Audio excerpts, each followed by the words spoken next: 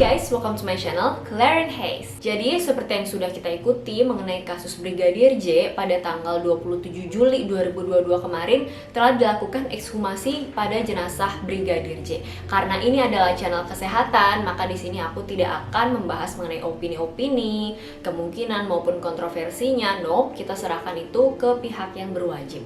Nah, di sini kita akan menjawab pertanyaan dari sisi kedokteran forensik. Apakah jenazah yang telah dikubur lalu diekshumasi seperti kasus Brigadir J ini masih dapat ditemukan penyebab kematiannya? Tonton video ini sampai habis. Ekshumasi adalah penggalian jenazah yang secara hukum legal dan dilakukan oleh pihak berwenang bertujuan untuk mengidentifikasi jenazah karena timbulnya kecurigaan terhadap kematian seseorang yang muncul setelah dilakukan penguburan atau dengan sengaja menghilangkan barang bukti kejahatan dengan penguburan. Ekshumasi dilakukan oleh dokter ahli kedokteran forensik atas perintah penyidik dengan dasar hukum sebagai berikut. Kitab Undang-Undang Hukum Acara Pidana pasal 134, pasal 135, dan pasal 136. Biasanya dilakukan ketika kasus kematian seseorang dianggap tidak wajar. Kematian tidak wajar adalah kematian yang bukan akibat suatu penyakit seperti kecelakaan, cedera, kecelakaan lalu lintas, tenggelam, keracunan, dan kekerasan lain, pembunuhan, dan bunuh diri. Pertanyaannya, apakah jenazah yang sudah dikubur lalu diekshumasi masih bisa diperiksa ulang dan ditemukan penyebab kematiannya? Jawabannya ya mungkin aja, tapi sebelumnya kita harus tahu proses dekomposisi tubuh manusia. Decomposition of a human body. Dekomposisi secara khusus mengacu pada proses penguraian tubuh yang terjadi setelah kematian. Dekomposisi secara klasik memiliki dua komponen, yaitu autolisis dan pembusukan. Autolisis yaitu di mana enzim tubuh bekerja pada dirinya sendiri, menyebabkan kerusakan jaringan dan sel. Auto berarti diri, lisis berarti kerusakan. Dan pembusukan yaitu di mana mikroorganisme, terutama bakteri dan jamur yang biasanya berada dalam tubuh manusia, terutama dalam saluran pencernaan, memakan dan memecah jaringan tubuh yang mati di mana sistem pertahanan kekebalan normal tidak lagi berfungsi.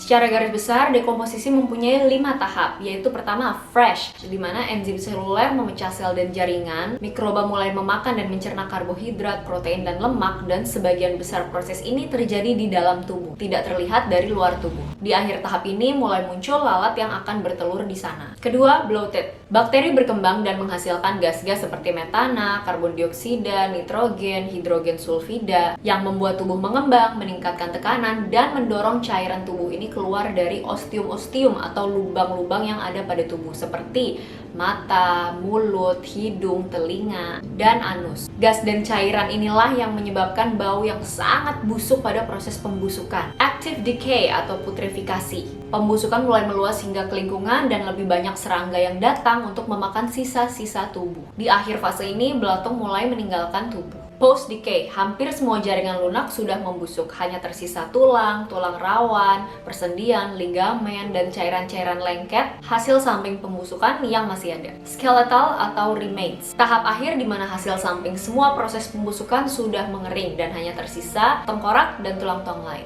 Kurang lebih ini adalah gambaran besar dari timeline proses pembusukan tubuh manusia. Sebetulnya ada banyak faktor nih yang mempengaruhi proses pembusukan ini. Bisa dilihat seperti tabel ini ya. Nah, boleh dibaca. Faktor tubuh termasuk pakaian. Adanya pakaian memperlambat pembusukan. Usia, umur orang tua dan anak lebih lambat membusuk karena lebih sedikit mengandung HO. BMI atau Body Mass Index dan status nutrisi sebelum kematian. Tubuh yang obesitas mempercepat proses pembusukan. Lalu isi lambung, ini menentukan estimasi waktu kematian. Bila isi lambung belum terdigesti atau belum tercerna, maka kemungkinan waktu kematian sekitar 1-2 jam setelah makan. Bila sudah kosong, kemungkinan terjadi di atas 4 jam setelah makan. Lalu status hidrasi, jenazah yang lebih terhidrasi sebelum kematian akan lebih cepat membusuk. Penyebab kematian, bagian tubuh yang terluka biasanya lebih cepat membusuk. Beberapa jenis racun bisa memperlambat pembusukan, misalnya arsen, zinc golongan logam antimon. Mayat yang meninggal akibat penyakit kronis lebih cepat membusuk dibandingkan mayat orang sehat. Lalu faktor lingkungan, ruangan dan pakaian. Mayat di alam terbuka membusuk lebih cepat dan baju yang ketat memperlambat pembusukan. Mayat yang terkubur di tanah biasanya terurai pada tingkat yang lebih lambat dibandingkan yang dibiarkan di udara terbuka dan dalam air. Aturan lama yang digunakan beberapa ahli patologi forensik yaitu 1 minggu di udara sama dengan 2 minggu di air sama dengan 8 minggu di tanah. Tubuh yang tertutup dalam peti mati atau wadah tertutup lain juga akan menunjukkan dekomposisi yang tertunda. Lalu temperatur, kelembapan udara. Semakin lembab udara, semakin cepat terjadinya pembusukan, apalagi Indonesia yang memiliki iklim tropis. Jenis tanah yang berbeda, lembab dan kering misalnya, terutama karena Indonesia memiliki kelembapan tanah dan udara yang tinggi dibanding negara-negara di Eropa. Ini bisa mengubah dan mempercepat laju dekomposisi atau pembusukan.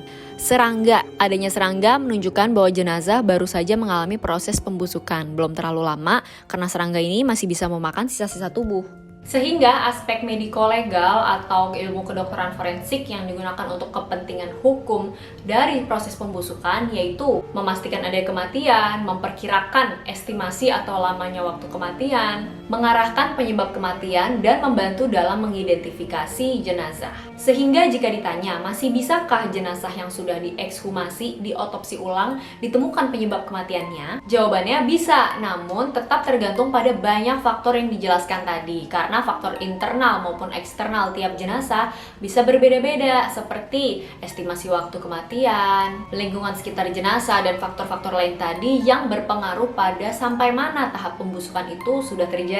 Jadi semacam nggak ada patokan pasti karena banyak sekali variabel yang menentukan hasil dari otopsi ulang jenazah tersebut. Dan apapun itu, semoga otopsi ulang mendapatkan hasil yang maksimal sehingga bisa membantu memperlancar proses-proses berikutnya. Sekali lagi, video ini hanya membahas dari sisi ilmu kedokteran forensik ya teman-teman semua, untuk membantu memberikan insight dan menjawab keingintahuan teman-teman yang penasaran nih, berguna nggak sih sebenarnya otopsi ulang itu? So, akhir kata, sekian yang bisa aku sampaikan di video kali ini. Jangan lupa buat like dan subscribe ke channel aku jika info ini bermanfaat buat teman-teman semua. And also be my friends on Instagram @klaheis and my TikTok @klaheis. Monggo bila ada pertanyaan, kritik, saran, ataupun mau sharing, boleh banget komen di bawah. Kita doakan semoga semuanya berjalan dengan lancar. Dan kalau ada request pengen bahas apa nih di video selanjutnya, boleh banget komen di bawah juga ya. Once again, sehat selalu teman-teman semua, stay healthy, and thank you so much for watching. See you on my next video. Bye!